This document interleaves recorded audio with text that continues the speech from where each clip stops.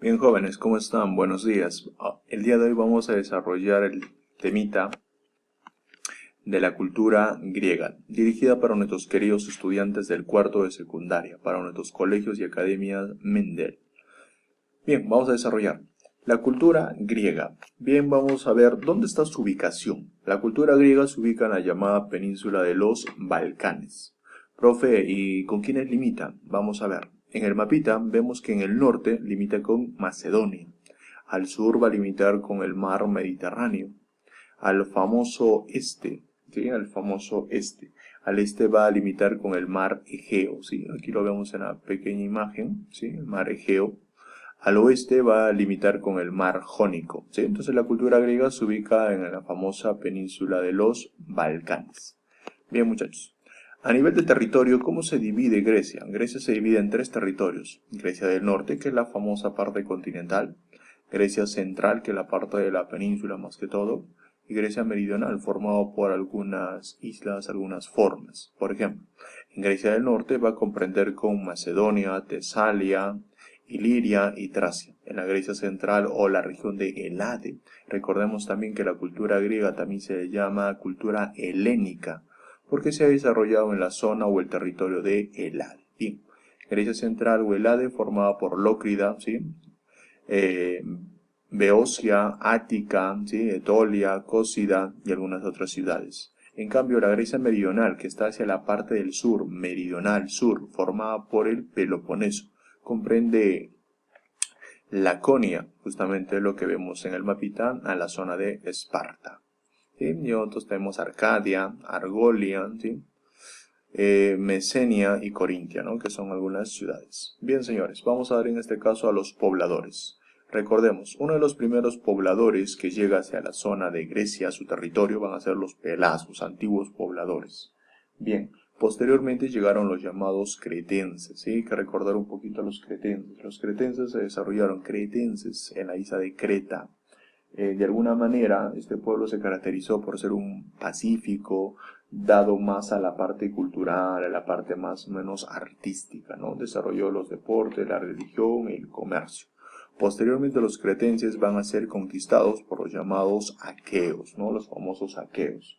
Es un pueblo que proviene de Europa, ¿no? De la parte central. A nivel cultural, diremos que es un poco inferior a lo que desarrollaron las artes de Creta. Ahora, los aqueos tienen algo muy especial. Ellos desarrollaron y trajeron e introdujeron a Grecia el famoso bronce, ¿no? El famoso bronce. Posteriormente los aqueos van a ser derrotados por una población interesante que son los llamados dorios, ¿no? Los famosos dorios. Profe, y si hablamos de los dorios, van a expulsar a los aqueos y traen un metal. Profe, ¿y cómo se llama ese metal? Se llama el hierro. Entonces, aqueos, bronce, dorios, el hierro. Es más, los dorios son especiales porque van a dar origen a los llamados espartanos. Es más, estos se van a vincularse con una famosa guerra, las famosas guerras médicas, resaltando los ejércitos de Esparta. Ya lo veremos un poquito más adelante. Los jonios, sí, los jonios. Este pueblo es el último en llegar de alguna manera, pero va a desarrollar más la parte cultural. Por eso es que los jonios van a dar origen a los llamados atenienses. Bien, señores, pelasgos, cretenses, aqueos, jonios, dorios. Profe, ¿y cómo se organizaban las ciudades? Bien, en Grecia las ciudades se llamaban polis, y una polis se subdividía en una tribu o llamada también filai. Cada tribu, sí, cada tribu se dividía a su vez en varias fatrías o fraternidades, y a su vez las fraternidades se podían dividirse en genos o clanes. Profe, ¿y los genos de qué estaban compuestos? Estaban compuestos por las partes de las familias, ¿no? Las famosas familias. Bien, pero aquí hay que recordar que son las polis, son las llamadas ciudades. ¿Cuáles son las dos grandes polis, las dos grandes ciudades? Una de ellas es Esparta, pueblo militar, y Atenas es un pueblo más pacífico, echado más a las ciencias. Bien, los ojos de Grecia, ¿cuáles son? Esparta y Atenas. Bien, muchachos. Ahora, hablaremos de una primera polis. ¿Quién es? Esparta. Profe, si hablamos de Esparta, ¿qué debemos señalar? Su ubicación, ¿no? La famosa Esparta, pueblo de guerreros. Esparta está ubicado al sur de la península del Peloponeso, ¿no? Sí, la región, el país, la región se llamaba Laconia. La capital se llamaba Esparta. Bien, si hablamos un poquito más de Esparta, hay que recordar que estaba integrado por una aristocracia militar, un pueblo echado para la guerra. A nivel social, profe, Esparta, ¿cómo se manejaba? Esparta se manejaba por tres grupos. Primero estamos los llamados espartanos, llamados también homoíos, descendientes de los dorios, eran la clase dominante, eran ciudadanos.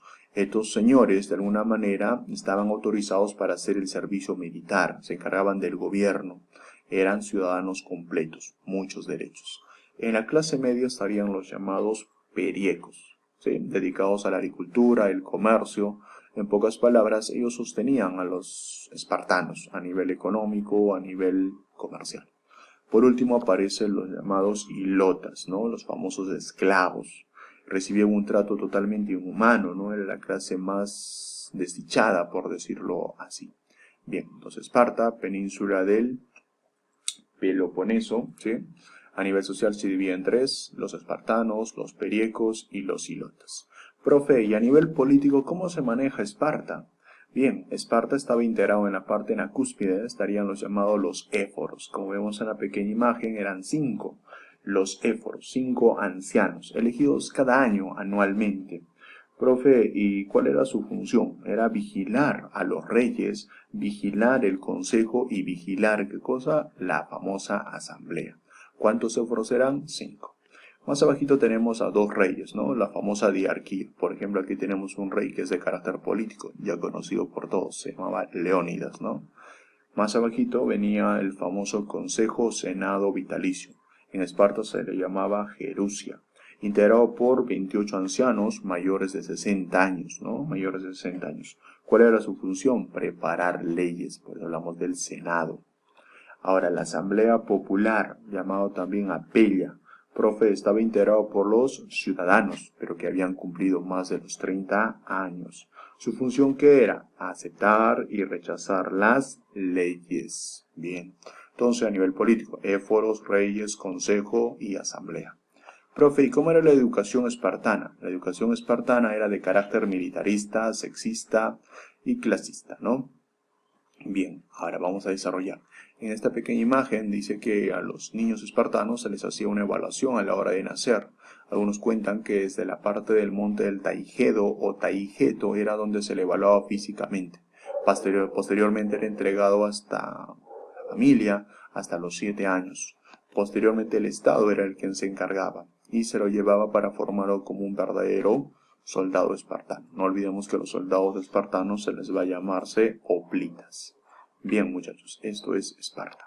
Bien, Atenas. Si hablamos de Atenas, está desarrollada en la península de Ática, ¿no? La famosa península de Ática. A nivel social, ¿cómo lo manejamos? Tenemos muy parecido, 3 grupos sociales bien definidos. Los llamados hombres libres o atenienses, hombres ciudadanos, encargados del gobierno, ¿sí? Descendientes de los jonios. Los metecos eran los llamados extranjeros, ¿no? Clase media. Los esclavos, en algunos textos también se les llama doulius, ¿no? Los famosos doulius. Atenas, pueblo pacífico.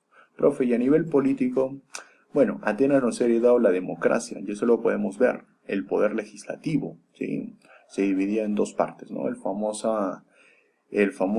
La Asamblea Popular y el Senado o Consejo de los 500. Profe, si hablamos de la Asamblea Popular, también se le llamaba Eclesia, ¿no? La famosa Eclesia, formada por ciudadanos mayores de 20 años. Se reunían en una plaza que se llamaba Ágora, ¿no? La famosa Ágora. Bien, profe. Ahora, estos estaban encargados de aprobar las leyes, declarar la guerra y firmar la paz. ¿Quiénes encargaban eso? La famosa Asamblea Popular. Profe, si hablamos del Senado o Consejo de los llamados 500, ¿no? 500, que también se le llama Bule.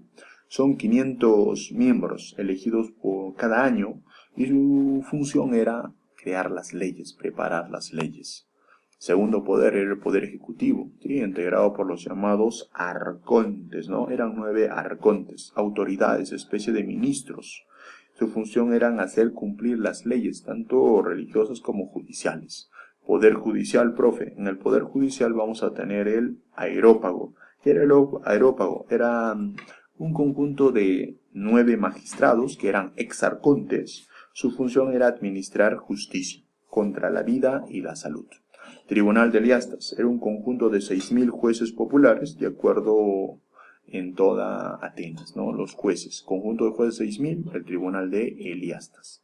Bien, señores, ¿cómo era la educación ateniense? Eran hombres intelectuales, era integrada. Es más, el que dirigía la educación ateniense se llamaba el famoso pedagogo. Acudían a los gimnasios, ¿no?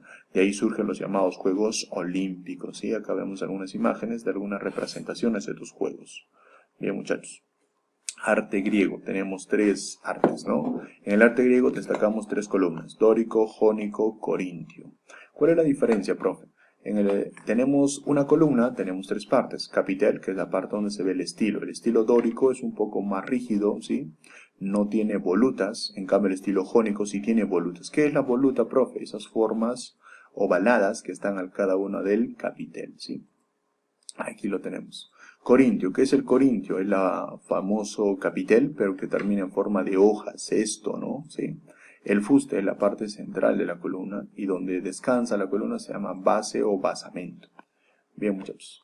En partes de un templo tenemos 3 partes importantes. Tenemos el famoso pronaos, que es la famosa entrada, llamado también vestíbulo.